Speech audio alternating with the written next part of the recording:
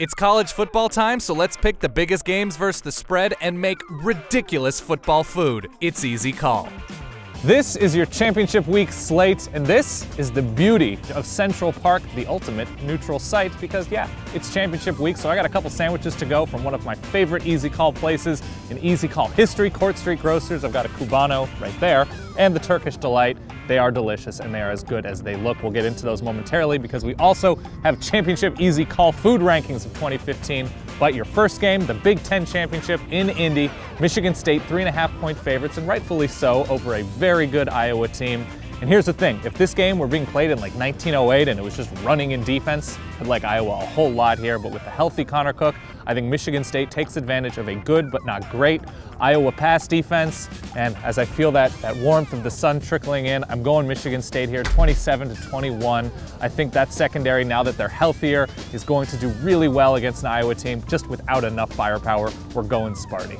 Game number 2, the ACC Championship game, and if you want chaos, this is where it's coming from. Clemson 5.5-point favorites against North Carolina, a resurgent North Carolina team. Clemson has been the best team in the country on both sides of the ball, may have the best quarterback in the country. I think they're going to take advantage of North Carolina through the air and on the ground. Expect a lot of yardage for the Tigers, but North Carolina with Elijah Hood, I wish it were Elijah Wood. I truly, truly do. Could take advantage of a Clemson linebacking core that hasn't been the best against the run and keep it close for most of the game, but I'm going to go Clemson here. I'm going to go Clemson 34-24. I think they cover. They're 10 points better than a very, very good North Carolina team. I just think Clemson is that special in the way that I think a Cuban sandwich is special. It's got a hot press to it, roast pork, pickles, mustard, ham. It's your classic Cuban, but just super high quality ingredients and pressed down.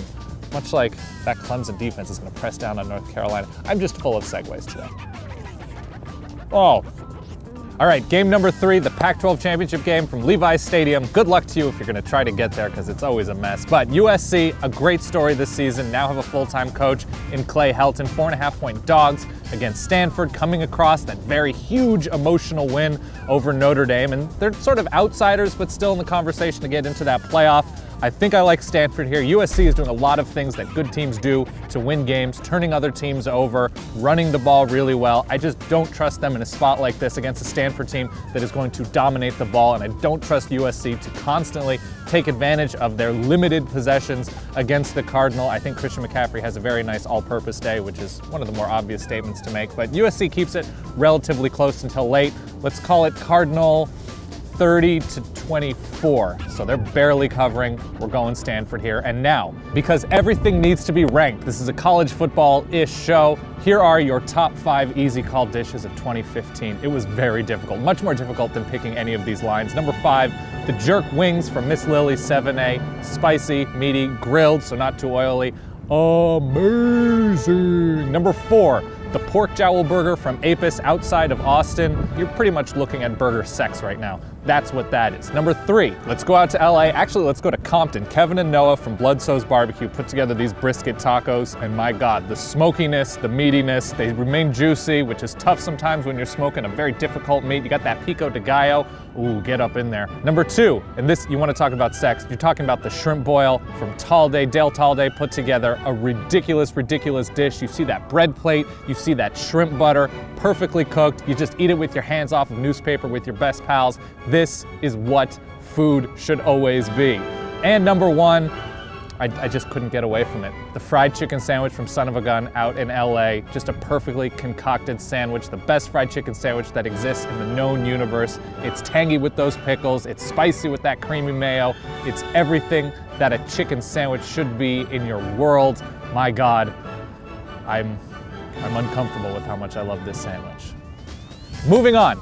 Before I get lost into fried chicken nirvana, Alabama 17.5 dang point favorites over Florida in the SEC championship game. A Florida team that it also is a really good story this year with what they've done under a new coach and not all that much on offense, but Alabama peaking right now, looking so strong on both sides of the ball. And even though Jake Coker probably isn't the best Alabama quarterback we've seen in recent years, he's still plenty good enough handing the ball off to Derrick Henry, and that defensive front is just going to shut down Florida.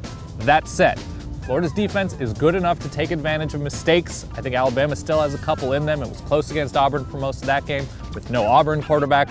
I think Florida maybe has a backdoor cover here situation. They get 1 or 2 easy fields. I'm gonna go Alabama here, 27-13. They cover, not much of a game, but Alabama does not cover this game. Florida makes it interesting.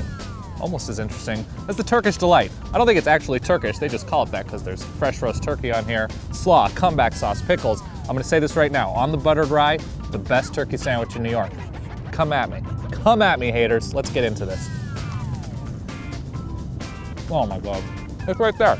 And your final game, Houston 7-point favorites in the AAC Championship over Temple. 2 fantastic stories this season. All of these games involve so many good storylines. Houston coming off of a very nice win against Navy. They shut down Keenan Reynolds, really for all intents and purposes. That defense has been pretty good. Greg Ward has been great on offense. And for Temple, PJ Walker has improved over the course of the season, and Jahad Thomas, one of the more underrated running backs in the country. But I think Temple, in this game, not only are they going to cover, but playing a Houston team a week after playing that triple option Navy team, I think is going to be a little battered and bruised on offense. I think Temple can make this relatively ugly.